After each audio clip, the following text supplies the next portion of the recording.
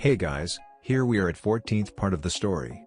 Weakened to their breaking point, the allied shinobi forces have little chance of survival. The Jubi had fired a colossal Baijudama in their direction. The former Hokage are too busy trying to save them to focus on Kurama and the rest of the Biju's final plan of action. We will see as Naruto and Sakura go back in time to prevent disaster. Don't forget to hit the like button and subscribe button. Now, let's jump right in. 15 Genin were standing in the middle of the arena as it slowly began filling up with people. The VIP box was already filled with, interestingly, more daimyo in attendance than in living memory. Not that it was shocking, as the Chunin exams were a relatively new institution, being instituted at the end of the Second Shinobi World War, which ended about 30 years ago.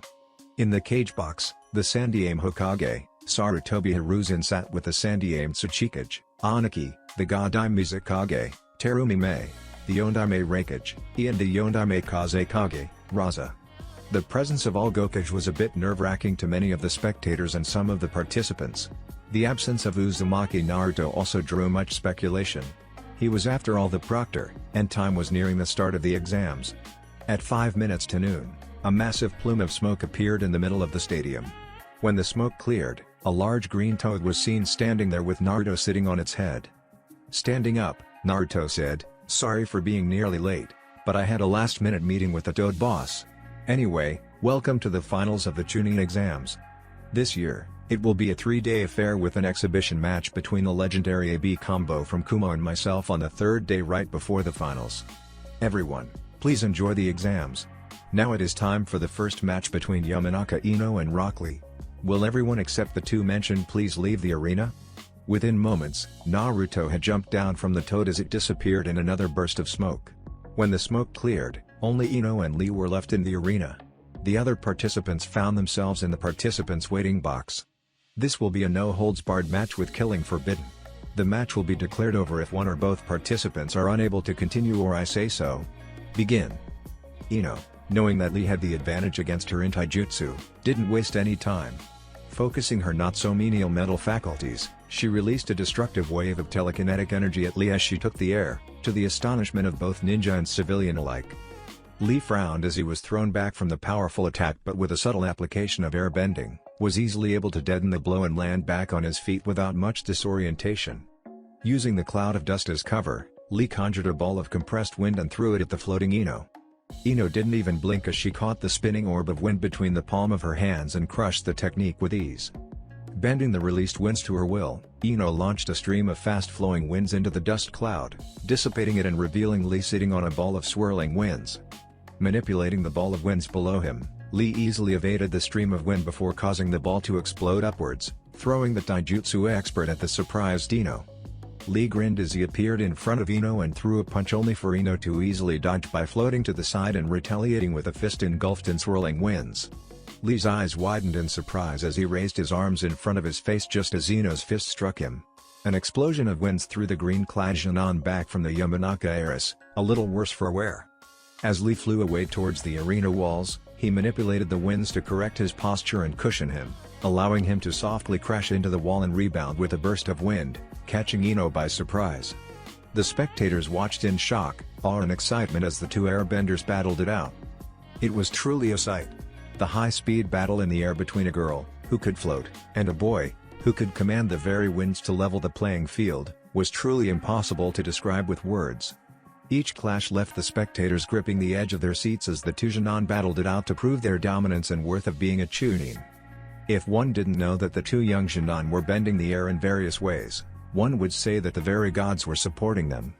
With each clash, more and more stormy winds were being created and blowing around the arena, throwing up dust clouds, seemingly determined to throw the whole arena into a massive dust storm. "Wow. I didn't know that Lee was that flexible," Kiba commented with Choji nodding in agreement. "My youthful friends, you haven't yet seen Lee's full capabilities," Guy said, causing confusion to the two Genin. Turning his attention to the arena, Guy shouted out, "Lee, take them off. It's no time to hold back." Lee looked up with surprise before he crouched down and took off his leg weights. Ino narrowed her eyes. There was no way she didn't know what was happening. Lee would have been a difficult opponent even before ninju training. Now, without his weights, and having mastered air bending, he would be a monster. She would have to be careful and plan out her next course of actions. Her eyes widened in shock when Lee suddenly appeared in front of her, floating just like herself. This will be much more difficult than she thought. I must say, Hokage Dono, this is probably the best match between two Genin I have had the pleasure of witnessing. They were trained by Naruto-sama, weren't they? That is right, Kazekage Dono. Mizukage Dono has personally witnessed the power of Ninshu. I am sure that she will agree with me on the fact that this is only a warm-up. After all, I did receive a report from Naruto-kun that both Yamanaka Ino and Rock Lee has achieved appreciable mastery to be called masters in the basic arts, Hiruzen said with a smile.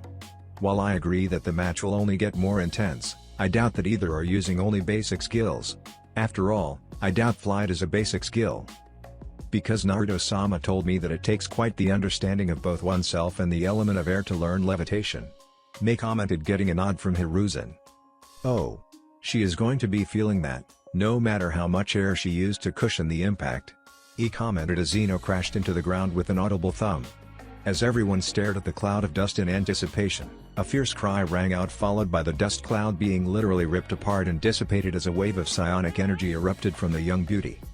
Ino had her head bowed with her long blonde hair flying about around her head in a non-existent wind, completely free of the violet hair tie that Ino used to tie it up in her customary high ponytail. Taking a deep breath, Ino slowly looked up and with another scream of defiance, she ripped up chunks of earth as she started flying towards Lee, the chunks of earth rotating around her as if they were the moon and she was the planet. Lee gulped in fear at the show of power and focused his mind as he quickly started releasing a few of the gates.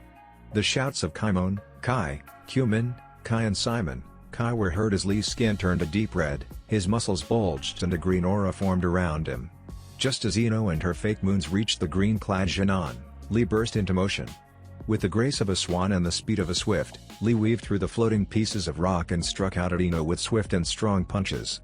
With barely a strain, Ino floated out of the way and bombarded Lee with the chunks of rock, causing the green-clad Genin to use his mediocre skills in flight to dodge or strike down the rock chunks.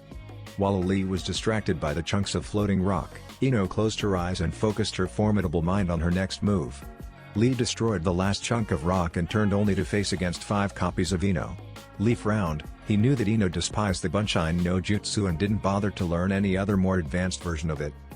So therefore this must be the infamous Fujin Genjutsu that Ino has developed. Shaking his head, Lee focused his senses on the air to see if he could find the real Ino. After all, illusions don't really affect the winds like a real person does. All 5 Inos smirked at the sight and called out, "Don't bother with that, Lee. These illusions are real. No matter what you try, I doubt you would realize which one is the real me." Yosh.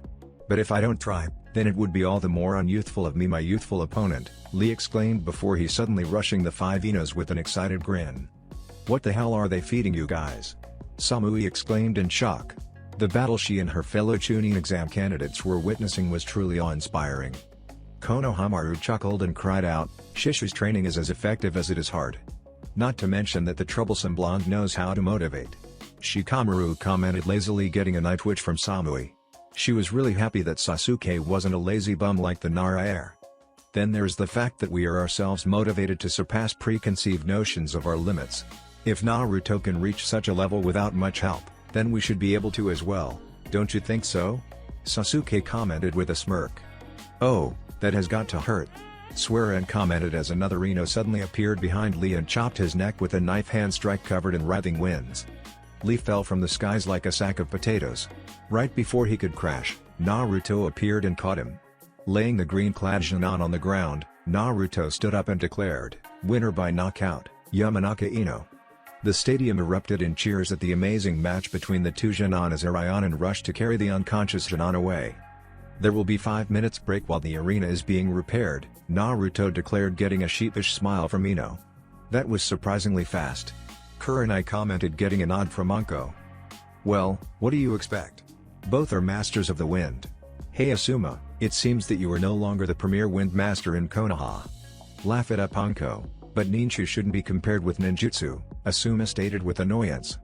"I will agree with that statement, Sarutobi. After all, you were getting your ass handed to you by yours truly," Zabuza stated, getting a round of chuckles from the assembled jonin. The mission to wave had become a legend to the Konoha ninja and a bar to compare yourself with.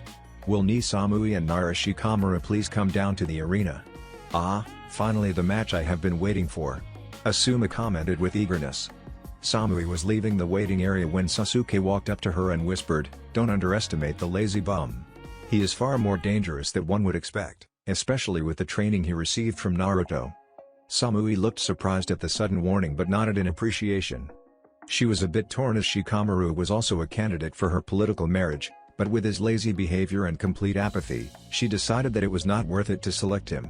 After the exams were over, she will be letting everyone know who she has chosen. Shikamaru looked at the interaction with interest but shook his head clear of those thoughts. He needed to focus at the moment. Vaulting over the barrier, Shikamaru landed in a crouch and then walked towards the center. When both candidates were in position, Naruto asked if they were ready. Getting positive responses, Naruto jumped back as he declared the start of the match. Samui didn't waste any time and flung a handful of shuriken at Shikamaru. The Nara heir just pulled out a pair of kunai and started deflecting the throwing stars, all the while repositioning himself into a more favorable position.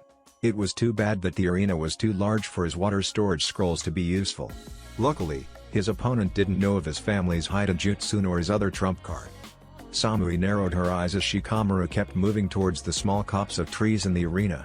She didn't know what he was planning, but after seeing Hinata draw out water from plants over the last month, she wasn't about to bet that Shikamaru couldn't do the same, no matter how much Hinata reassured her that only herself, Sakura and Naruto could do that.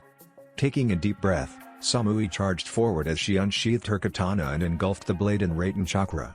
Shikamaru mentally cursed as he rushed towards the copse of trees when Samui fell upon him with a war cry. "I hope the Nara has a plan, because letting Samui get so close to him is a grave mistake. B has trained her to be a monster in close quarters." He commented with a grin. "Don't be so sure, Idono. After all, I doubt that one of Naruto-sama's students would be so weak." Mei commented with an eager expression. Turning to Hiruzen, she asked, "Don't you agree, Hokage Dono?" Hiruzen chuckled but refrained from commenting as Shikamaru easily rolled out of the way of Samui's blade and retaliated, but throwing forward his shadow in a simple Kage-main no jutsu.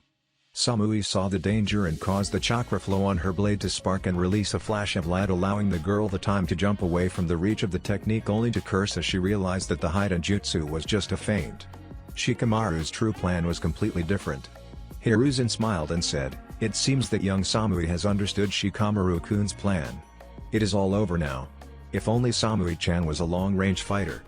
Don't count her out yet, Hokage Dono. I am sure that my niece will be able to pull through." He said, only for Aniki to click his tongue, causing to look at the aged Tsuchikage and ask, "Is something the matter, Tsuchikage Dono? The girl is done for. I remember how dangerous members of the Nara clan are from the last war. What they lack in brawn, they make up in mind. Their strategies are spot on and rarely lead them to failure." "I would agree with Tsuchikage Dono. The Nara are well known for their mental acumen in battle," the Kazekage stated before ignoring the other Kage in favor of the match. Samui rushed forward, pumping large amounts of chakra to her legs in the dwindling hopes of catching Shikamaru before he reached the copse of trees, when the girl suddenly stumbled. For a moment, it seemed that the very earth had tried to catch hold of her foot. As she recovered from her stumble, she looked back to see a small pothole where she stumbled. Funny thing was that she didn't remember seeing one there when she charged forward. Shaking her head to rid her mind of her curiosity, she turned her full attention back to Shikamaru and saw that he ran into the copse of trees. "Damn it!" Samui cursed to herself as she swung her Raten chakra-covered blade in a wide arc. A thin blade of crackling lightning flew off in a flash of light and easily cleaved through a few of the trees, lighting them aflame. Unfortunately for her, Shikamaru vaulted over the blade and retaliated before she could even blink. Manipulating the water in the vines and other smaller plants, Shikamaru started a counter-offensive against his opponent. Samui could only look on in horror as she tried and failed to dodge the barrage of strikes from the plants. "That is a novel way to use the water in the plants," Sakura commented, drawing everyone's attention. The pink-haired medic was sitting in the box for VIP guests with Otohime and Shion. The representative from Kumo asked, "What do you mean, Haruno-san?"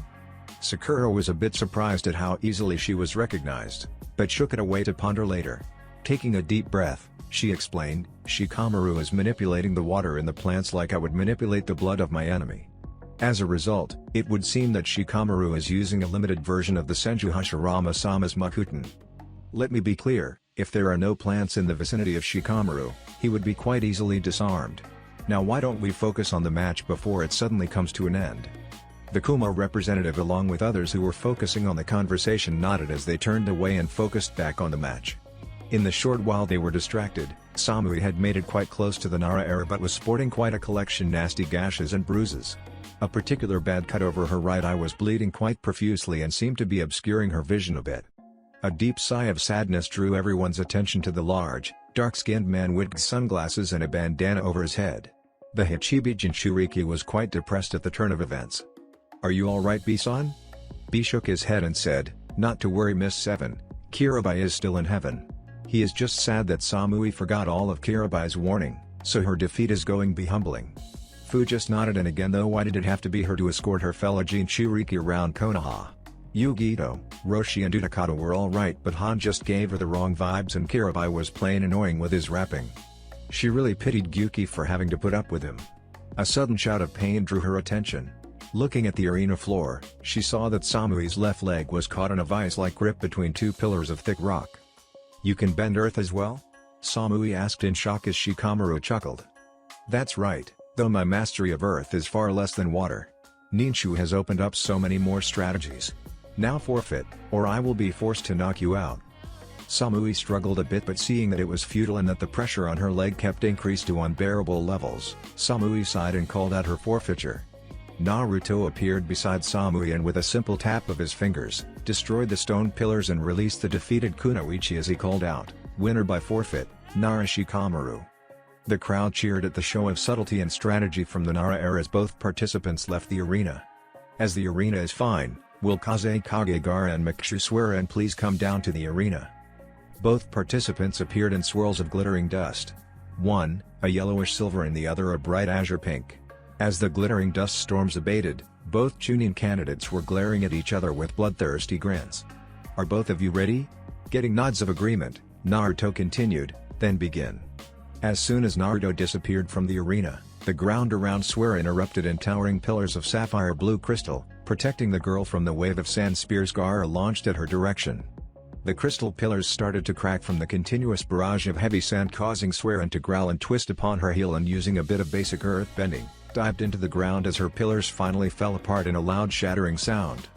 Gaara narrowed his eyes as he recalled his sand, only to roll to his right as Suera erupted beneath him with her whole body covered in glittering blue-white crystal. The time-displaced Namikaze Kage narrowed his eyes as he analyzed the crystal before mentally cursing. It would seem that his opponent was just like her leader. Only an Uzumaki or someone affiliated with them would be this difficult. Either way, he would have to find a way to bypass the glittering blue diamond crystal armor the girl had conjured, and keep out of her reach. As well, even his Shukaku no Date could be useless against Diamond, never having the chance to test it out before against Diamond. Gathering a platform of sand underneath himself, Gaara took to the skies to prevent his opponent from getting too close to him, only to widen his eyes in shock as Suera grinned and snapped her fingers. The previously created crystal pillars and small patches of crystallized earth shattered into a massive glittering cloud of dust. With a swipe of her arms, Suera gathered the dust beneath her feet and lifted herself into the sky as well. What is it with this generation? How the hell are they all figuring out how to fly? Aniki grumbled, drawing everyone's attention to him. Seeing the smug look from Hiruzen, the aged Tsuchikage grumbled and turned back to the second battle that was about to commence in the sky. Did Suera just figure out how to fly?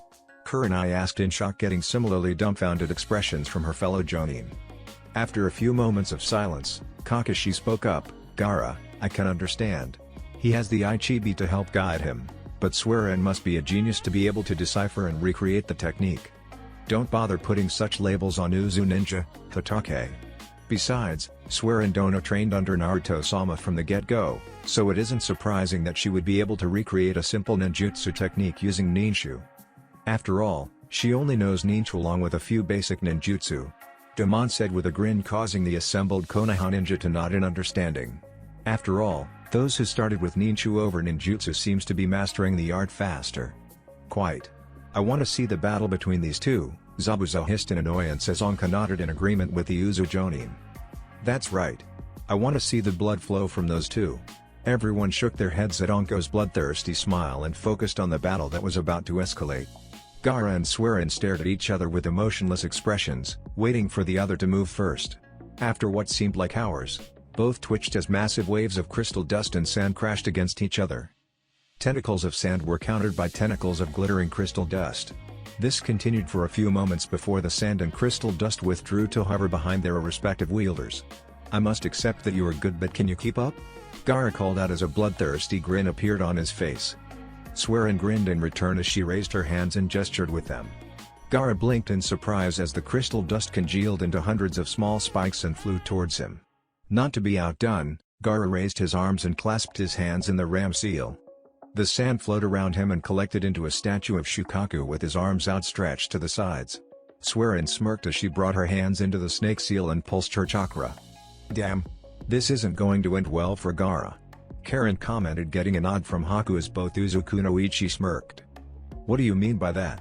Shikamaru asked with a frown. Karen thought about the Nara-era's question for a moment before shrugging and said, "Uzu has specialized in Fuinjutsu for a much longer time than we have with ninju. It is only natural that most of us would use it in conjecture with our other techniques. That and the fact that Swearin specializes in heavy demolition and uses seals that complement that speciality." Haku commented, getting a groan from Shikamaru as he understood what both Uzuku no Ichi meant. Gaara narrowed his eyes as the crystal spikes started striking his shield. At first, it seemed to hold, causing Gaara to smirk and state, "Keep trying all you like. None has been able to harm me yet. How can a newly minted Jonin do something where Shinobi with years of experience has failed?" Swearin growled before she shifted her hands into the dragon seal and pulsed her chakra once again. The crystal spikes erupted in an aura of glowing green-blue chakra. Within moments the statue of Shukaku started chipping as the spikes kept shattering on the statue before the shattered crystal flew back and reformed the spikes with the same green-blue aura. It took some time, but by the time Gaara realized the danger, some of the spikes had punctured through the shield and crashed into him. His Sina no Yoro absorbed most of the damage, but unfortunately some of the spikes pierced his shoulders and right arm, drawing blood. "Oh no! Gaara is bleeding," Tamari said in a panic as Kankuro jumped up, ready to flee at the first sign of danger. Kiba looked at the duo and asked with a sneer, "So what? We have all bled before. It's not something to worry about." Tamari was about to respond with a scathing remark when Baki beat her to it. Gaara has never been injured before. This may unbalance his already fragile psyche to the point the Ichibi is released.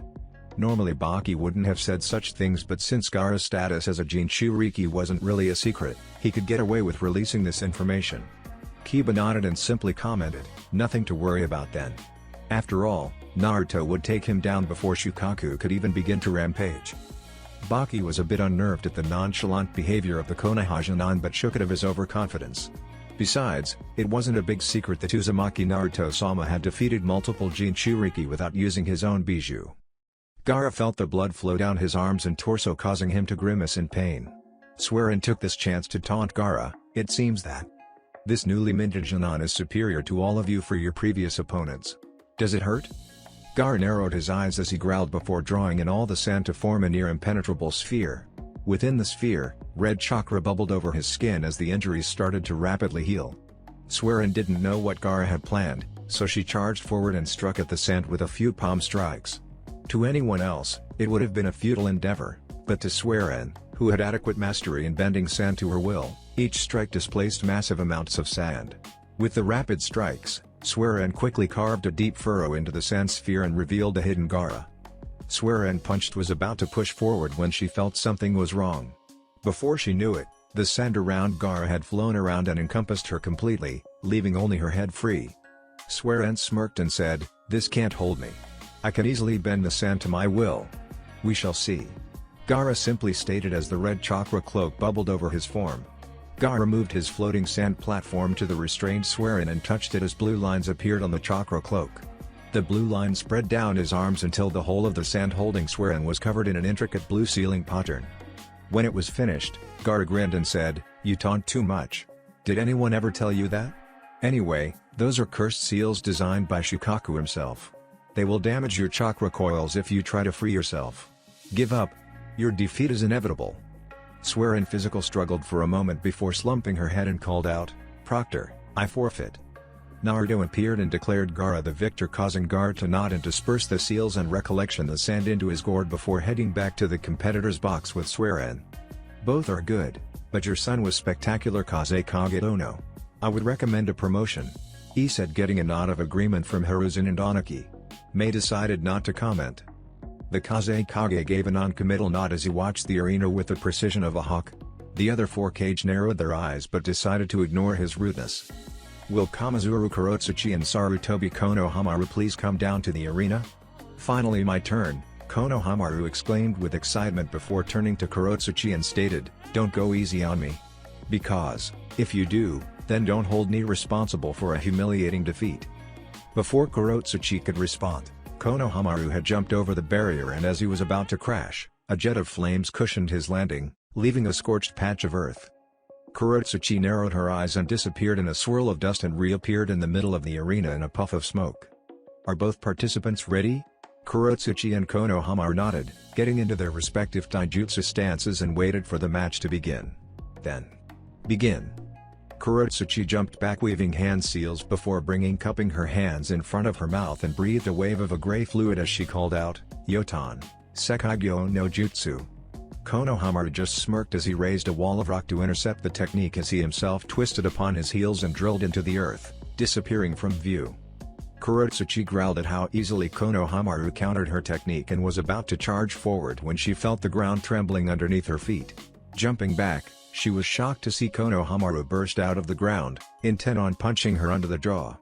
Growling in annoyance, Kurotsuchi threw a couple of shuriken at the Sarutobi air, only for the boy to punch forward, releasing a wave of blue flames.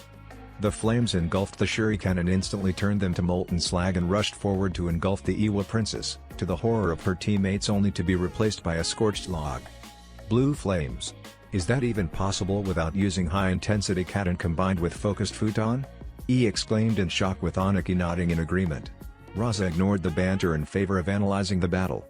It wasn't Hiruzen who answered but Mei. The god-eye Mizukage gave an enigmatic smile and said, I have seen quite a lot of things that I had thought impossible until I witnessed the power of ninchu. Just keep watching Reikage Dono, Tsuchikage Dono and be amazed. Hiruzen laughed in agreement and said, I can do the same. After all, I would be doing a disservice to my title as professor if I didn't study the new art as well. Oniki grumbled and asked, are you telling me that even you have trained under Uzumaki-sama? Hiruzen nodded with a grin and said, of course I did, Oniki. Did you think I would let such an opportunity to pass? Just watch my grandson in action. He is Naruto-kun's personal apprentice. We all have high expectations for him. The other 4 Kage nodded as they focused their attention back to the battle. Over the course of their conversation, Konohamaru had been countering and attacking Kurotsuchi, slowly forcing the Iwa princess towards the wall of the arena. Kurotsuchi is done for. She let Konohamaru dictate the pace of the battle, and with his troublesome unorthodox strategies, she doesn't even realize it. Wow. That's quite the mouthful coming out of you, Shikamaru. Is it going to rain gold? Ino commented with a chuckle before becoming serious and said, but I agree with you. Facing off against Konohamaru isn't easy, especially with his unpredictable behavior. Like master, like apprentice it seems. Oh, that has got to hurt. Sasuke commented as Kurotsuchi was thrown into the arena wall from a well-placed combustion bending. Kurotsuchi gritted her teeth in pain as she shook her head to clear the daze from her collision with the arena wall. Stumbling to her feet, Kurotsuchi looked up to see Konohamaru holding a kunai to her throat. Narrowing her eyes in anger, Kurotsuchi growled out, Proctor, I forfeit. Winner by forfeiture, Sarutobi Konohamaru, Naruto said, appearing beside the duo. Turning to Konohamaru, Naruto said with a soft tone, next time, don't hold back. It is disrespectful to both your Shishu and your opponent. You are here to showcase your skills. Konohamaru nodded with a sad smile as Kurotsuchi gaped in realization that she didn't have a chance from the start.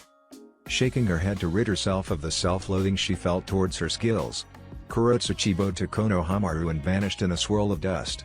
Konohamaru following soon after in a swirl of flames. Will Uzumaki, Karen and Aburame Shino please come down to the arena? As soon as Naruto finished, both candidates appeared in the middle of the arena in twin swirl of flames. Seeing that both were already in their taijutsu stances, Naruto called out, begin. Just as Naruto disappeared from the arena, Karen and Shino burst into motion. Unlike expected of the two, neither stayed in place. Shino jumped forward, flames swirling around his fists, intent on smacking the redhead with high burning fists. Karen, on the other hand, had jumped back as 4 golden chains of chakra erupted from her back and flew towards the surprised Shino. The Kazekage gasped and muttered in worry, "The Kongo fuse isn't lost. I didn't expect to see it in my lifetime." Mei commented with awe. Ianonaki grimaced at the reminder of the past wielder of the technique. She was after all a monster in battle as well. And if they weren't mistaken, this young girl would be just as dangerous, if not more so. "What technique is that?" Kiba exclaimed in shock as he watched Shino jump back in surprise as the four chains crashed into the very spot he was previously occupying. The Kongo fuse is a special fuinjutsu used by certain members of the Uzumaki clan. Specifically those who have a special kind of chakra capable of suppressing Bijou, Kakashi said as he watched the battle in the arena. "It isn't completed yet. Karen still has a way to go before she masters it completely." Kiba turned to look at Karen with his jaw hanging open in shock as Kurenai asked, "What do you mean, Kakashi? How can you tell that it is incomplete?" "I have seen the completed version in action before. Karen's version is still flickering a bit, signifying an unstable structure. It is supposed to be completely solid. As for how I know so much about it, Kushina-sama was a user." Kurenai nodded in understanding as she watched with worry as Shino was forced into the defensive by four chains attacking in tandem. As Kurenai watched Shino dodge another attack, she thought she saw the glow of a seal in the cloud of dust before it vanished. As Kurenai kept watching, Zabuza suddenly spoke up. "Clever girl. She is placing seals every time she misses. I was wondering why her aiming was suddenly so bad. She has better control of the chains that she is showing." For the past few minutes Shino was dodging and diving out of the way of those accursed chains as he kept trying to change the pace of the battle towards his favor. Unfortunately, he was neither fast enough nor agile enough to weave through the chains, and every time he tried a ranged attack, the chains would seal the flames into themselves and then release his own flames to roast his Kikaku. Dodging another chain, a flash of light drew his attention to the newly formed crater and dust cloud. Narrowing his eyes behind his sunglasses, Shino focused his attention on the point of contact for the chains and the ground. Every single time there was a flash of light, a sealing arrays appeared and vanished in a flash. Jumping back from another attack, Shino called out, "Proctor! I forfeit. I have no way to handle this situation. Especially with the seals spread around the arena floor." "Ah. You realized my plan. So much chakra wasted on preparing the seals as well," Karen said with a pout as Naruto reappeared and declared Karen the winner by forfeiture before saying that they would be taking a 5-minute break to remove the seals and smooth out the ground. "That was an interesting match. Not surprising really, Maidono. That's how an Uzumaki battle sealer fights. Karen-chan is a credit to her clan. Mito-sama would have been proud of her. She deserves a promotion. There is no doubt about it. So does the Arame. Both showed skills, tactics and proper mindset." He commented, getting agreeing nods from all the Hokage except the Kazekage. "Will Yuki Haku and Higurashi Tenten please come down to the arena?" Haku and Tenten shared a look before both decided to walk down the stairs instead of vaulting over the barrier or using the sunshine, taking the time to mentally prepare themselves. Over the past few months, both Kunoichi had gotten to be good friends over their mutual interest in marksmanship. It was quite unfortunate that two friends had to face off against each other in such a situation, even when they anticipated it. "Are both candidates ready?" Haku and Tenten nodded as the former pulled out a handful of senbon and the latter, shuriken. "Begin." Unlike expected, neither Kunoichi threw their chosen weapons, preferring to wait for the other to take the initiative. After a few minutes of tense silence, the crowd began to get irritated at the lack of action when the arms of both Kunoichi twitched. The civilians couldn't track what happened, but the sound of multiple metallic collisions revealed the secret. Both Kunoichi had thrown their respective ranged weapons with pinpoint accuracy. That was only the prelude, for what followed seemed to be something out of a fantasy novel. Waves of senbon and shuriken flew all over the field, scattering around the ground, making for a treacherous footing. After seeing that neither was able to get the upper hand on the other, both jumped back, mindful of their footing, and brought out a pair of scrolls. Throwing them into the air, Haku's scrolls flooded the whole arena with water while Tenten's rained iron sand. "It seems that both young Kunoichi are preparing to bring out their big guns," Hiruzen commented, getting inquisitive glances from the rest of his fellow Kage.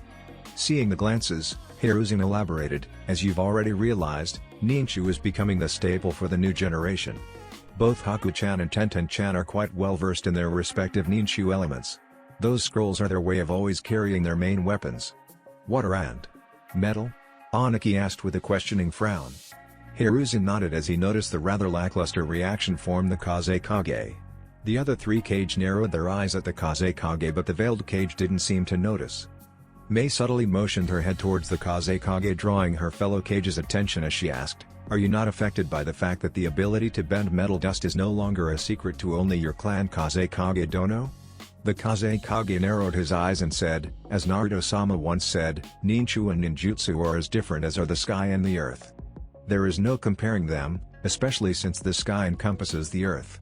A wise way to look at it, I suppose, young Kazekage. With the advent of Ninshu, I believe that the secrets of ninjutsu are completely useless.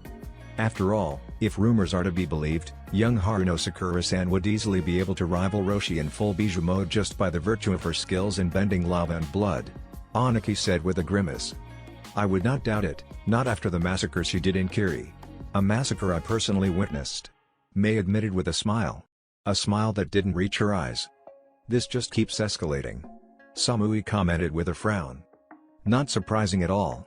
Yuki-sama was trained by both Naruto-sama and Zabuza-sama. Then there is Tenten. Our sensei is known for going a bit overboard. Just look at Lee, he idolizes sensei to an unhealthy degree. Not to mention that Tenten was allowed permission to learn the Uzumaki Fuinjutsu theory and style." So, Neji couldn't finish his sentence as a massive shockwave reached the group. Turning his attention back to the arena, he could hardly believe his eyes. The water in the arena was churning as a massive amount of tentacles with icy tips sharpened into blades whipped about, colliding with an equal number of metallic tentacles made from the iron dust emerging from the floating platform of iron dust holding Tenten up in the air. "If I didn't know better, I would have said that both Gakus are far beyond Chunin level," Anko commented as she munched on a stick of dengo. "Ninshu is truly powerful. I wonder how powerful both will become in the future," Genma commented as he chewed on his senbone. "Powerful enough to make us feel obsolete, that is if we weren't learning Ninshu as well. I swear that my mission success rate has increased by nearly 30% after I became adept in water bending. I will have to agree with you there, Yugao. My earth bending has saved my hide quite a few times already. If I had resorted to Makuten, I would have been in far worse situations," Tenzo said before wincing in sympathy as Tenten got lucky and was able to shave off the top layer of skin from Haku's right arm. "Woohoo! Now this is my kind of fight." Anko cheered as Haku covered her injured arm in water. The water glowed for a few moments before falling back to the pool underneath, revealing unblemished alabaster skin. "Damn, this battle just got less exciting." Anko moaned, only for Yugao to slap her behind the head in annoyance. "Healing?" Tenten asked with a single raised eyebrow. "Healing."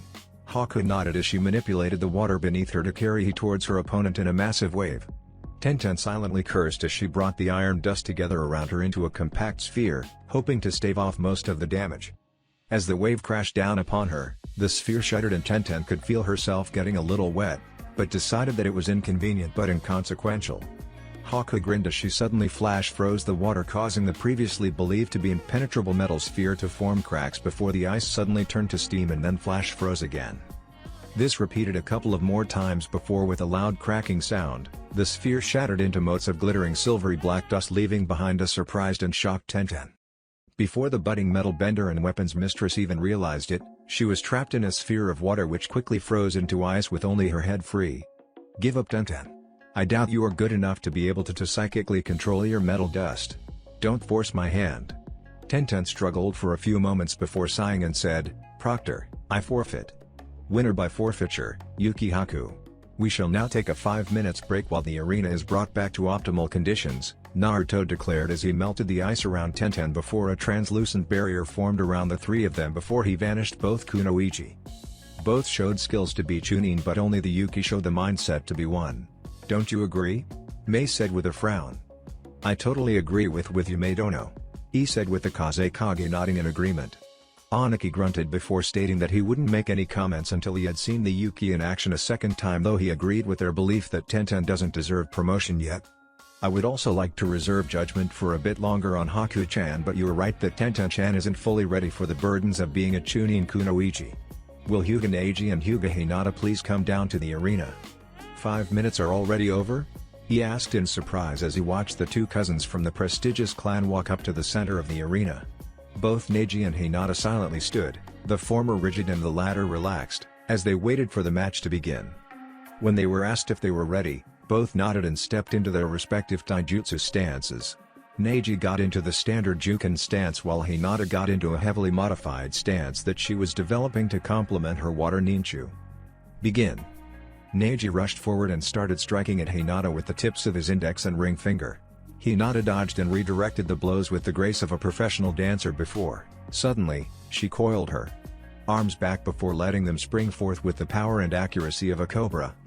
Right before Hinata attacked, Neji felt a sudden shiver run down his spine, causing him to instinctively jump back. His eyes widened in shock as Hinata's palms, shrouded in blue chakra, shaped like a lion's head, passed the very position that his torso had just occupied. From the structure of the chakra in the shroud, Neji realized that they were designed to steal chakra from the user's opponent and give it to the user. A very effective technique, he says so himself, as it would increase the potency of Juken by a great margin. Neji didn't have much more time to analyze the technique before Hinata used her flexibility to start attacking him for sides that without his Byakugan, he would have been hard-pressed to match. Even then, Neji found himself unable to change the pace of the battle towards his advantage as Hinata kept attacking from seemingly random directions. Hinata frowned as Neji kept escaping the optimal range of her Juho, so she can making her waste more chakra than she was receiving. Jumping back, Hinata let the technique dissipated as she closed her eyes and focused on the water around. The water in the ground, in the plants, floating in the air, and most of all, the sheen of sweat covering both herself and Neji. Seeing that Hinata was distracted, Neji decided to go on the offensive and charged forward in hope of at least closing some of Hinata's tenketsu before she regained cognizance. As Neji reached within 5 feet of Hinata, the girl smirked and opened her eyes. She manipulated the water all around her to entrap the surprised Neji in a swirling ball of raging water. Hinata started waving her arms, causing the water to rise into the air, churning at a rapid pace before it suddenly vanished into steam, leaving an unconscious Neji behind. Winner by KO, Hyuga Hinata. Uchiha Sasuke receives a bye to the next round, Naruto declared as the crowd started cheering at the quick-paced but adrenaline-filled battle. Thank you all for attending the first round. The second round, which consists of 4 matches of the semifinals, will take place tomorrow from 11 a.m. Please feel free to watch them as well at your leisure. Have a good day. I must say, Hokage Dono, those are some skilled shinobi you have. That Hyuga girl deserves a promotion, and that too to Dokubutsu Jonin. She showed the skills and the mentality for the rank, Mei said with a proud smile. She was always proud of budding kunoichi that showed potential, and Hyuga Hinata showed it in spades. I don't know about Dokubutsu Jonin, but promoted she will be. Hiruzen said with a smile. Aniki and Raza decided not to comment. Now let us be off. It is getting late in the afternoon, so a late lunch is in order. If you wish, you may join me at the Golden Leaf Hotel. What do you say? Seeing the gentle smile on the Sandaime Hokage's face, Mei nodded with a smile while Aniki just grunted his approval. He said that he wouldn't mind joining them, and Raza politely declined, stating that he wished to spend some time with his children. Welcome Yunkage-sama. The manager of the Golden Leaf Hotel said as the 4K entered Konoha's best establishment. Shall I direct you to your usual room, Hokage-sama? No, direct us to Naruto-kun's reserved room, Toshio-kun. He will be joining us soon.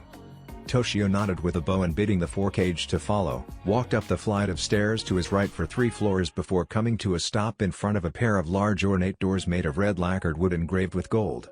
Pressing his palm on the engraved gold spiral, Toshio focused a bit of his meager chakra into it, causing all the gold engravings to glow before a click was heard as the doors swung open on their own accord.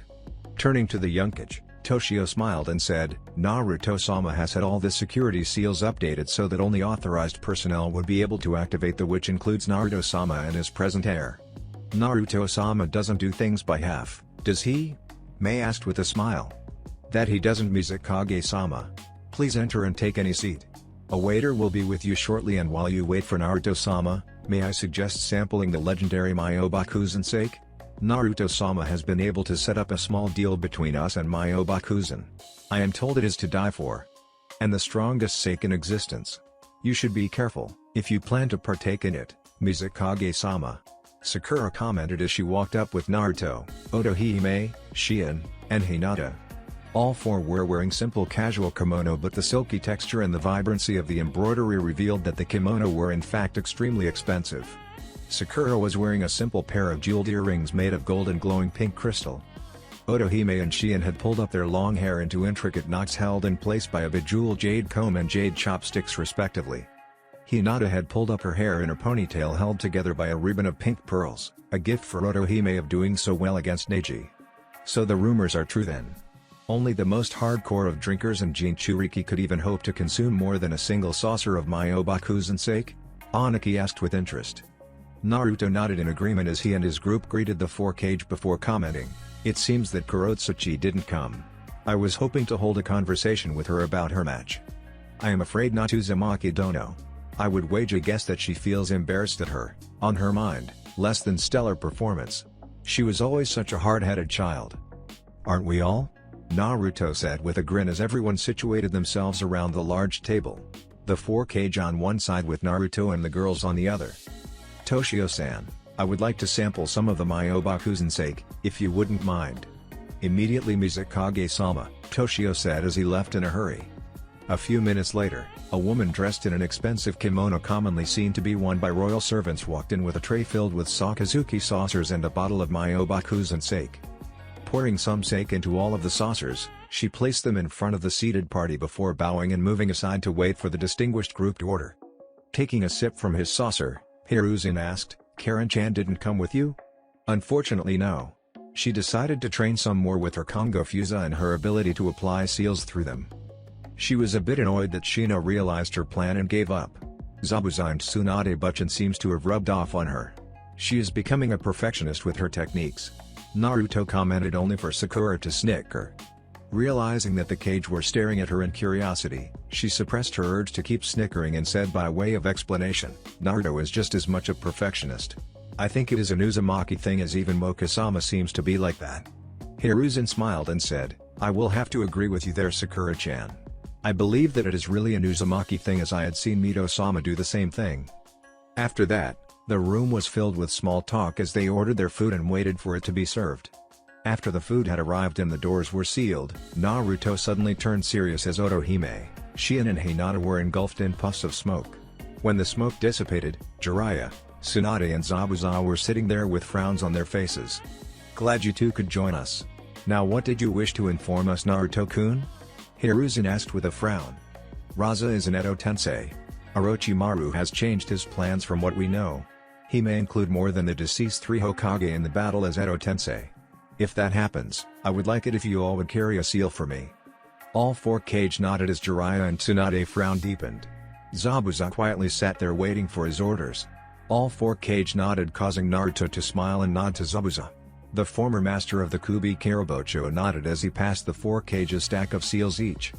Naruto nodded towards the stacks of seals and said, "Those seals are Kyakufun combined with a kind of seal designed to steal control of other seals from the seal's master. Combined, they should free the Edo Tensei and give them their free will back, giving you a major reinforcement. Even if the second half of the seal fails to perform as wanted, the first part will release the jutsu, thereby nullifying the technique. Make sure not to hesitate." The 4-Kage nodded as they pocketed their stack of seals before Jiraiya, Zabuza and Tsunade transformed back into their disguises. After that, they started just having lunch before leaving, giving off the impression that there was no secret meeting at all. Naruto appeared in the middle of the arena and declared, "Welcome to the second day of the Chunin exams final in Konoha. Will Yamanaka Ino and Kaze Kage Gaara please come down to the arena?" As soon as Naruto finished, Gaara appeared across from him in Asuna Sunshine while Ino floated down from the competitor's box. "Are both of you ready?" Getting nods from Ino and Gaara, Naruto declared the match to begin and disappeared. Gaara didn't waste any time as he sent a wave of sand tentacles at Ino, who just grinned impishly and used her powerful psychic powers to rip the tentacles apart, all the while charging towards the Ichibi Jinchuriki. Gaara was a bit surprised but retaliated by launching a wave of sand shuriken using the Suna Shuriken no Jutsu and was pleased to see that Ino was forced to roll away to dodge the wave. Her not inconsiderable psychic powers helping in ripping the hundreds of sand shuriken to shreds. Nodding to himself, Gazra concluded that Ino hadn't yet developed her skills enough to handle too many objects at the same time. Ino scowled as she kept trying to charge Gaara only to be forced to take evasive maneuvers each time as the Ichibi Jinchuriki started using jutsu that were wide-reaching and too numerous for her to rip apart with her mind. Dodging another round of Suna Shuriken, Ino decided that she had enough. Gaara was gathering a large amount of sand for his next jutsu when his instincts dictated that he move away. Jumping back onto a platform of rapidly retreating sand, Gaara was completely surprised when the ground he was just now standing on was ripped to shreds from some kind of invisible attack. It didn't take too long to figure out that while Ino couldn't spread her focus to a large number of objects at the same time, she could easily generate enough focus to one-shot him, should he let her. "This is going to be far more brutal than I expected," Mei commented, getting a nod from her fellow Kage. "I agree with you about that, Maidono. The Yamanaka may not be able to spread her focus onto too many things at the same time, but it seems that her focus is quite considerable when focused on a single point or object," he said, getting a nod from the other Kage. "No matter what, I doubt the Yamanaka will win against a Jinchuriki as skillful as young Gaara. At least not yet," Aniki stated with a frown. Hiruzen and Raza didn't comment as they kept their focus on the battle waging below. Kiba winced as Gaara took one of Ino's psychic bursts head-on, cracks forming on his Suna no Yoroi, which quickly filled up with more sand. "This battle is getting way out of hand. Gaara could have been badly hurt if he didn't have that defensive jutsu," Kurenai commented, getting a nod from her fellow Jonin. "I wish that it would get more out of hand. At least then I could watch the blood flow." Anko whined just as Ino was struck by a pillar of sand, which the young Yamanaka heiress failed to detect until too late, sending her out of control. "Neither seems to be holding back much," Yugao said, only for Gaara to be enveloped in a bubbling cloak of red chakra in the shape of a tanuki with a single tail. "I completely forget that he was a Jinchuriki. Ino doesn't have a chance now." "Don't count Ino out yet. She is quite the prodigy in airbending. She may still pull out a victory." Asuma commented with pride, only for Kakashi to comment, "Why are you so proud of her? She learned all of it on her own with barely any help from Naruto after learning the basics." Asuma lowered his head in shame at the comment as the other Jonin chuckled at the Sarutobi heir's expense. Ino closed her eyes and focused, causing her body to be covered in a nimbus of blue glowing air, causing many raised eyebrows amongst everyone in the stadium, Naruto excluded. "What the hell is that?" Konohamaru exclaimed in shock, causing Sasuke to focus with his Sharingan. After a few moments, he turned off the fabled dojutsu and said, "It seems that she is focusing all of her mental faculties on the air around her body to enhance her physical capabilities, probably her air bending as well." "It's that even possible?" Haku commented with curiosity. "She is doing it, so it must be," Shikamaru said before grumbling out, "Troublesome blonde just got more troublesome." "You can blame Shishu for that," Konohamaru stated with a cheeky grin. Sasuke frowned in thought before commenting, "You know something, it seems that behind Naruto and Sakura, it seems that Ino has had the greatest improvement amongst our classmates. She was never this driven nor skilled in the academy." Shikamaru and Hinata nodded in agreement before turning back to watch the match. "I would advise that you give up before you injure yourself," Gaara commented, getting a scowl from Ino. Gaara and Shukaku could see that if Ino messed up her technique, it could lead to disastrous consequences for her body. Without answering, Ino charged forward, smashing through a statue of Shukaku, Gaara's Shukaku Note 8, with the ease of forcing through a wet rice paper wall. Seeing that his ultimate defense was next to useless against Ino's technique, he decided to believe in Shukaku and charged forward to meet the Yamanaka heiress as glowing blue lines formed upon the cloak of bubbling red chakra. As Gaara and Ino was about to clash, a pulse of chakra erupted from Gaara, the blue lines flashing with an L-rich glow, causing a barely visible shockwave to crash into Ino. As a result, her glowing air armor suddenly vanished. Ino could just barely widen her eyes in shock before Gaara smashed his fists, engulfed in a cloak of bubbling red chakra, into her stomach, knocking the air out of the Yamanaka heiress' lungs and simultaneously knocking her out from the immense pain she was suddenly accosted with. The unconscious Ino was about to crash into the arena wall when Naruto appeared and caught her in his arms as he called out, "Winner by knockout, Kazekage Gaara." As the crowd started cheering, Gaara let the cloak be absorbed back into himself just as Naruto shouted out, "Medic." Sakura appeared beside him in an instant and drew on the water in the air to cover Ino's body before it started to glow with a soft blue light. After a few minutes of tense silence, during which, Gaara stared at them with well-concealed worry, the water stopped glowing and dissipated back into the air. Seeing the questioning looks from Gaara and Naruto, Sakura smiled reassuringly and said, "She will be just fine. She had some minor internal bleeding around her stomach and uterus. I healed them with ease. She needs to train her taijutsu more. She needs to develop more muscles to survive such powerful blows, even with chakra reinforcement." Naruto nodded as he handed the unconscious Ino to Sakura and nodded to Gaara to leave. After both left, Naruto straightened up and said, "Yamanaka Ino will be just fine.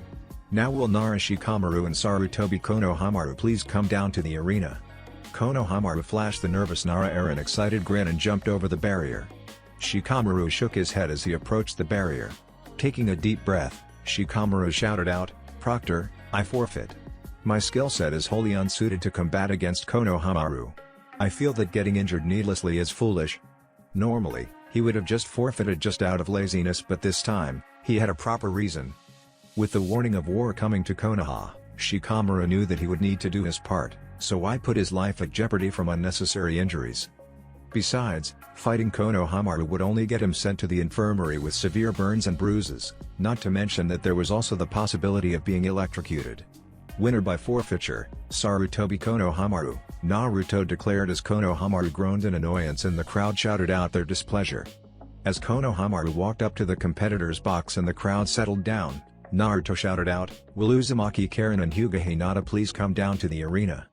As soon as he finished, Karen and Hinata appeared in swirls of leaves and got into their taijutsu stances. Naruto asked if they were both ready, getting nods in return, causing him to smile and declared the battle to begin. Naruto had barely vanished as Hinata's arms were engulfed in a thick layer of water. Opposite her, Karen had already conjured 4 of her chakra chains while pointing at Hinata with her palms touching at the heels, glowing with a 3-dimensional seal. Hinata charged forward with her arms waving behind her, leaving behind twin trails of glowing mist. Just as she was within 5 feet of Karen, the glowing seal pulsed golden as a ball of concentrated reddish gold light burst forth with the girl calling out, "Hatofun, Kongobaku." Hinata's eyes widened in shock as the blast raced towards her with incredible speed. Seeing no choice in the matter, she stopped moving forward and spun in place as she let the water around her arms unfurl into hundreds of tendrils of razor-sharp water and ice. The tendrils flared out and engulfed the girl in a dome of tendrils which seemed to start glowing with a bluish-white light. The blast of light collided with the tendrils and was ripped to pieces, though some of the blast made it through, enough to singe the Hyuga heiress. Karen watched as Hinata easily counter her technique with surprise and awe. She didn't expect Hinata to be able to directly counter a B-ranked Fuinjutsu, especially this new 3-dimensional kind that Naruto has began to develop and taught their clan. Now that it had happened, Karen decided that she needed to be a bit more careful. While the only chakra expenditure she incurred was the crafting of the seal in air out of her chakra, the seal absorbing the ambient natural energy and residual chakra in the air to generate the blast, she could only use it in ones of similar rank up to 20 times before her chakra levels would be seriously depleted. Using inner-ranked Fuinjutsu was even more dangerous as she only had 1 in her arsenal and could only use it thrice a day. Besides, it wasn't meant for use on allies. Sighing, Karen finally decided to focus on old-style 2-dimensional seals channeled through her chains or hands against Hinata. Nodding to herself, Karen speared forth her 4 chains and crashed them into the earth in the 4 corners of an imaginary box. The chains pulsed before seals formed on the ground and glowed. A translucent blue barrier formed around the opponent, who had just finished her spin and looked at the barrier with her Byakugan active. Analyzing the weaving of the chakra in the barrier, just like Mokusama taught her, Hinata smirked as the water around her arms glowed golden and speared out in 5 directions. Each spear of glowing water seemed to pierce a random place in each of the 5 faces of the rectangular box-like barrier. After a few moments, golden cracks appeared in the barrier before the whole thing shattered into motes of glowing blue and gold chakra. While Hinata was taking care of the barrier, Karen had taken the chance to bombard the area around Hinata with her chains, applying manner of seals on the ground in anticipation of just such a thing. Hinata wasn't the only one Mokusama had taught how to handle barriers. After all, her Kagura Shigan was just as good, if not better than the Byakugan in chakra sensory perception. This battle is turning out to be a game of strategies and deception. Don't you agree, Hokage Dono? Raza asked with interest. Hiruzen nodded in agreement as Aniki stated, "There is much more to be seen yet. I feel that both are still hiding some cards in their sleeve. Let us hope that they don't have any cards that will lead to the destruction of the arena." Uzumaki are known to be quite destructive when needed. And even when not needed, Mei said with a grin. Being of Uzumaki descent, she really couldn't refuse a chance to praise her ancestral clan. At least the girl isn't a Jinchuriki like Kushina Haim was. The possibility of large-scale explosions are far less that way. He said with a grin directed at Hiruzen, who chuckled at the reference. Kushina was known to channel explosive seals the most. At least Karen preferred to use more subtle ones. Oh great. This one is going to be a long drawn-out battle, and here I was expecting a fast-paced catfight. Kiba commented only for his elder sister to smack him behind the head. "Keep making comments like that and I will tell mom." "You know what that means, don't you?" Hana said with a feral grin. Kiba grumbled underneath his breath, but Hana easily heard what he said as the grin widened as she commented, "That's right, kennel duty for a month. Isn't that fun? Can we just watch the match?" Kiba complained, causing Hana to nod as she turned her attention back to the match, only to see Hinata weave through a literal minefield of seals, triggering the more dangerous ones with glowing tentacles of water. All the while Karen kept plying the field with more seals. "Wish I knew how to use Fuinjutsu like that Uzumaki girl. Fuinjutsu is such an useful art but too difficult for most of us to learn and use appreciably in battle," Hana said, getting nods of agreement from all the surrounding higher-ranked shinobi and kunoichi. Kiba nodded as he said, "I will agree with you there. I still have nightmares about those golems in the Forest of Death. They were made from seals as well. I heard that more advanced ones would be deployed around Uzu as automated defense. It seems that Naruto-sama is being paranoid in the defense of Uzu, not that I can blame him. After all, Uzu has already had a fall. She is just getting up back on her feet again. And with any fall, we all learn." A shinobi, wearing a jonin vest and seems to be approaching his middle 50s, said with a sad frown.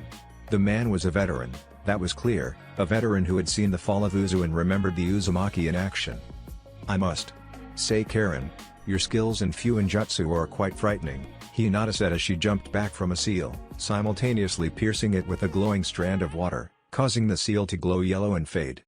Karen grinned and stated, "And your ability to disrupt the chakra composition of seals and probably ninjutsu is just as frightening." Hinata smiled at the compliment as she launched a wave of thin yellow glowing needles of water at Karen, who swiped them away with her chains before hissing in annoyance as some of the chain links eroded from the contact with the glowing yellow water. Jumping to the side to dodge the next set of needles, Karen charged more chakra into her chains, repairing the damaged links before sewing the area around her with more seals. While Karen kept applying seals and repairing her chains, Hinata moved closer with each passing second, weaving through seals, deactivating them with ease, sometimes launching another wave of water needles to throw Karen off. Seeing that her strategy was failing, Karen gritted her teeth and took out a metallic ball inscribed with seals. Channeling chakra into the ball, she threw it at Hinata. The Hyuga heiress narrowed her eyes and swiped at the ball only for a wave of chakra to temporarily disrupt the water under her control as the ball exploded and covered the whole arena floor with smoke. Hinata frowned as her sight was impaired by the smoke, something that should have been impossible, unless it wasn't smoke but a chakra cloud mixed with smoke. Gathering a large amount of water towards herself, Hinata bended it to form a swirling dome of churning water around her as she waited for Karen to make her move.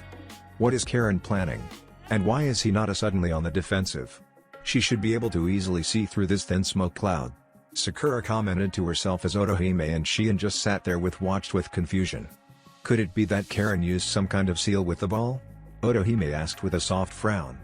Your guess is as good as mine, Hisui, but it is definitely a possibility. Of course, the smoke cloud is saturated with a chakra cloud hiding Karen from Hinata's Byakugan. Ingenious. The seal must have dispersed the stored chakra in the form of a concentrated cloud that is invisible to the naked eye.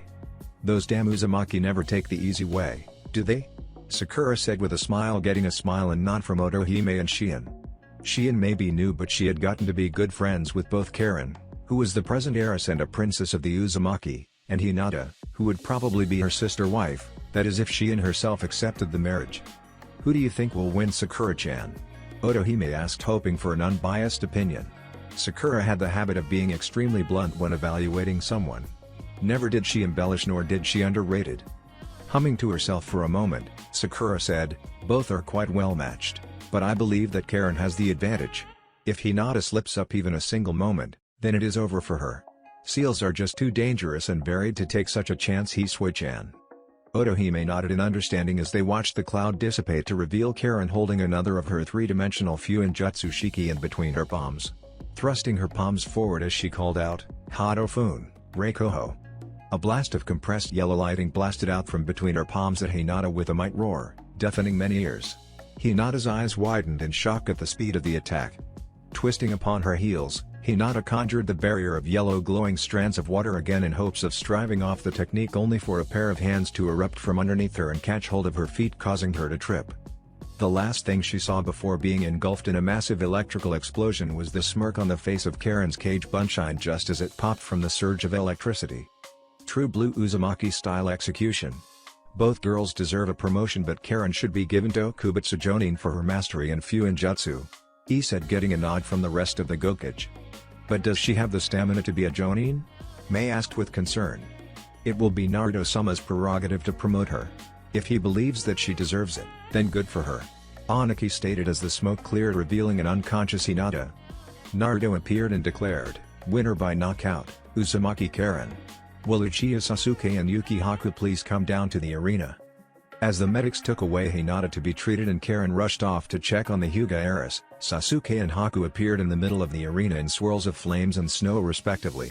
Are both of you ready?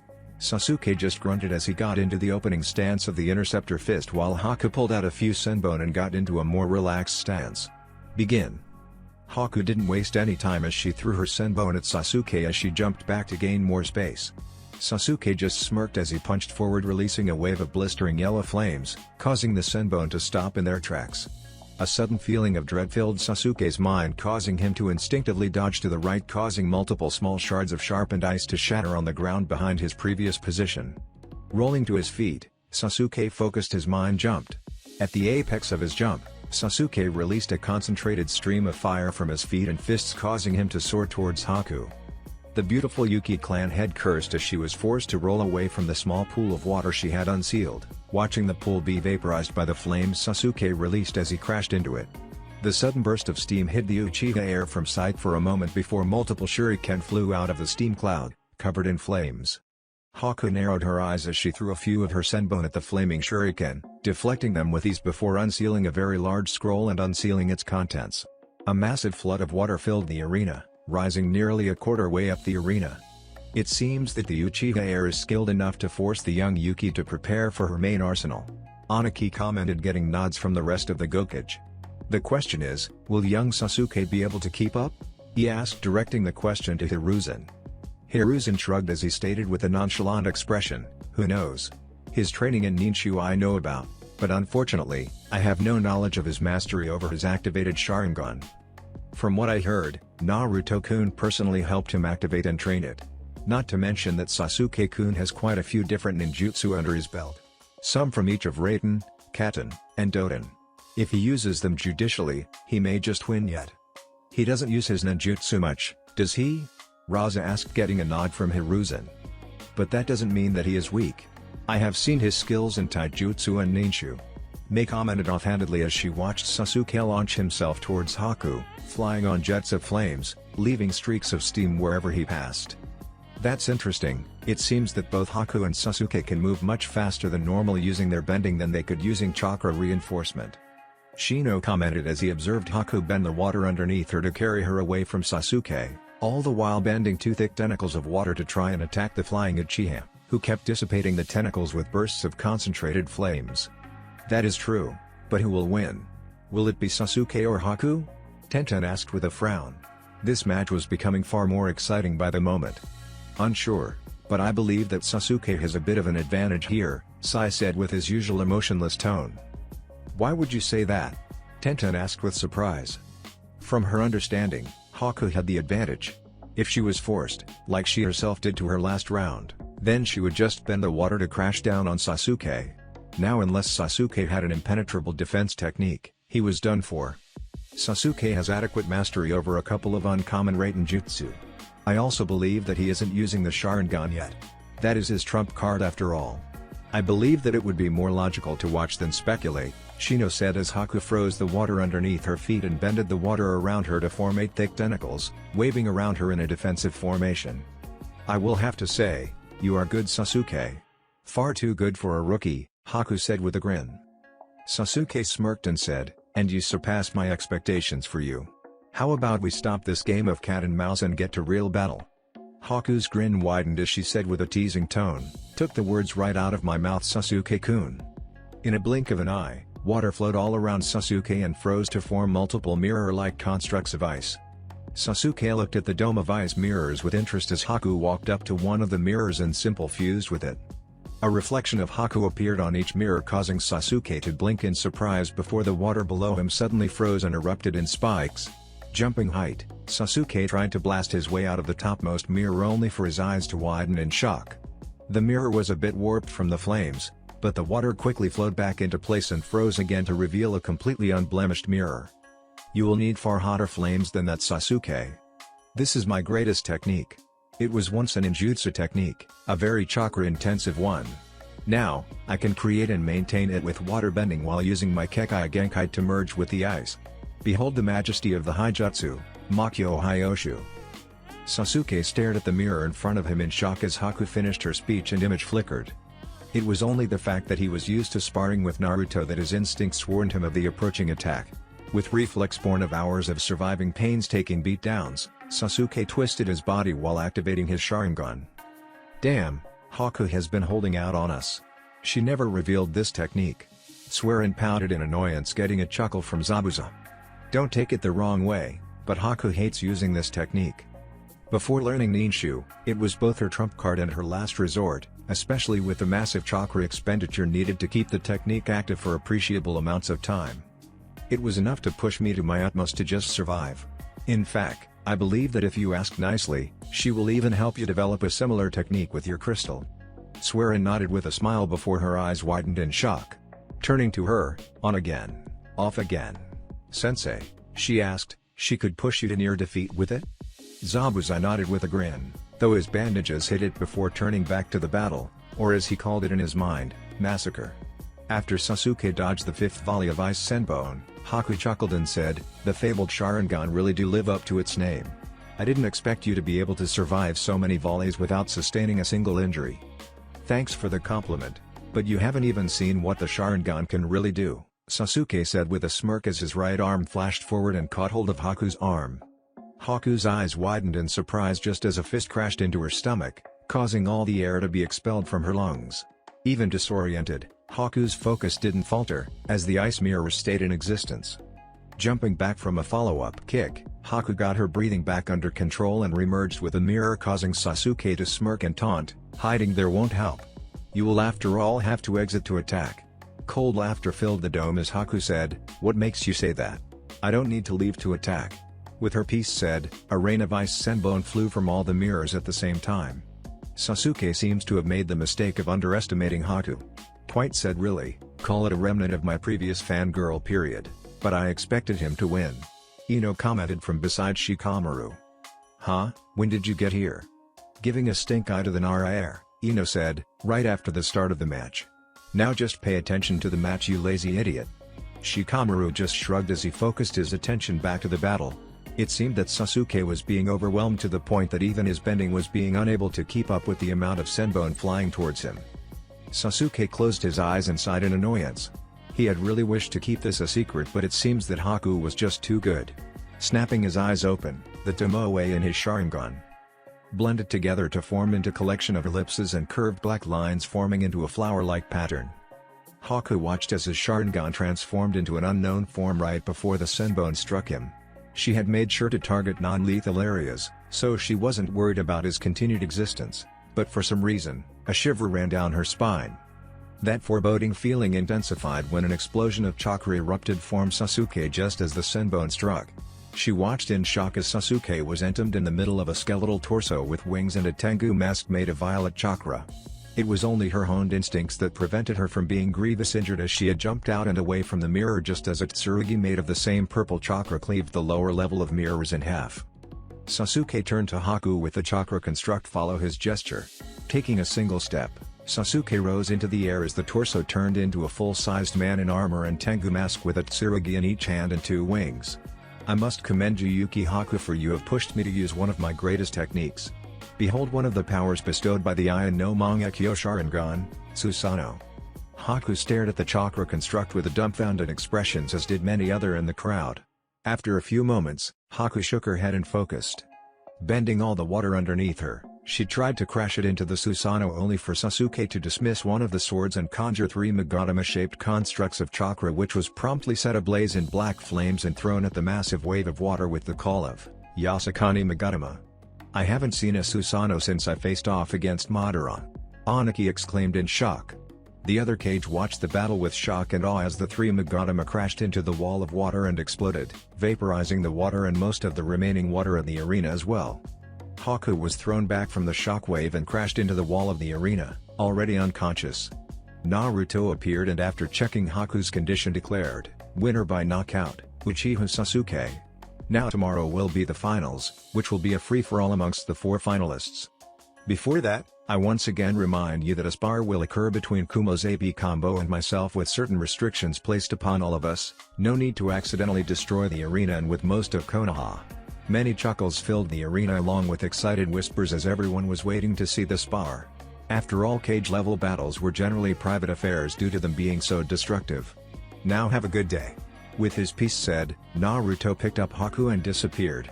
The end was a bit over the top, but with a perfect Susanoo like that, I am surprised that there wasn't much more destruction. Aniki said, getting confused looks from the 3 younger cage. Seeing the looks of confusion, Hiruzen explained, the Susanoo is one of the secret techniques of the Uchiha. It is said and proven that a perfect Susanoo can rival and even push back Bijou. Young Sasuke is either inexperienced or was holding back severely to prevent too much damage. Either way, both deserve a promotion. I agree with you there, Sarutobi. Now how about we adjourn for the day? I would like to soak my old bones on one of you village's famous onsen. I agree as well, Aniki. See you tomorrow. With that said, Hiruzen vanished along with his 2 bodyguards. Soon after, the other cage bid their farewells as well and left with their own bodyguards. That's it for this video. I hope you all enjoyed the video. Don't forget to like the video, subscribe to the channel, and follow me on my other social media accounts. Anime God here, and I'm signing off.